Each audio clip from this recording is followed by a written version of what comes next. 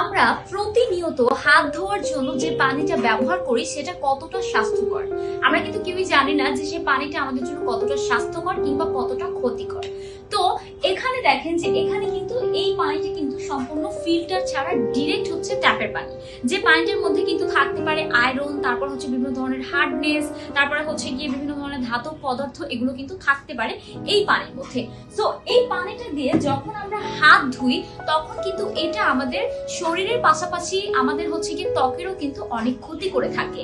যেমন দেখা যায় এখন যেহেতু শীতকাল চলছে, সেক্ষেত্রে এই ধরনের পানি দিয়ে যখন আমরা হাত ধুই তখন কিন্তু আমাদের হাতের চামড়া উঠে যাওয়ার অনেকটা সম্ভাবনা থাকে।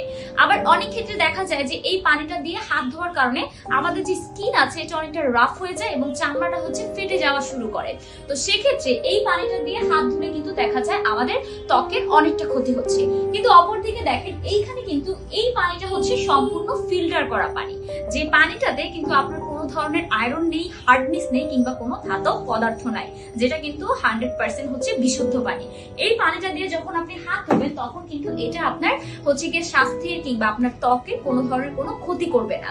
শীতকাল হোক কিংবা গরমকাল দেখা যায় এটার দিয়ে হাত ধুলে আমাদের হচ্ছে এই চামড়ার যে সমস্যাগুলো হচ্ছে, বিভিন্ন চর্মরোগ হয়ে থাকে আমাদের হাতে হচ্ছে গিয়ে যে স্কিন গুলো ফেটে যাচ্ছে, চামড়া উঠে যাচ্ছে কিংবা হাত যে রাফ হয়ে যাচ্ছে, এগুলো কিন্তু হয় না।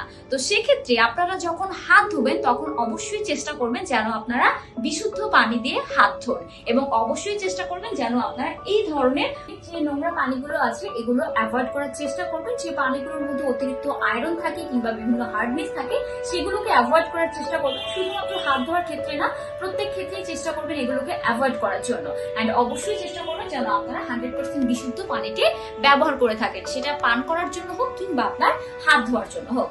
তো এই ছিল আজকের মতো ভিডিওটি। পরবর্তী আরো একটা ভিডিওতে আপনাদের সাথে কিন্তু আমাদের দেখা হয়ে যাবে অন্য কোনো একটা ভিডিওতে। অ্যান্ড আপনারা যদি আমাদের কাছ থেকে আরো হেলথ টিপস পেতে চান সেক্ষেত্রে অবশ্যই আমাদের সাথে থাকবেন। অ্যান্ড ফিল্টার রিলেটেড হোক কিংবা পানি রিলেটেড যে কোনো ধরনের তথ্য পেতে আমাদেরকে আপনারা ইনবক্স করে দিতে পারেন অথবা স্ক্রিনের নাম্বারে আমাদের সাথে আপনারা সরাসরি যোগাযোগ করতে পারেন।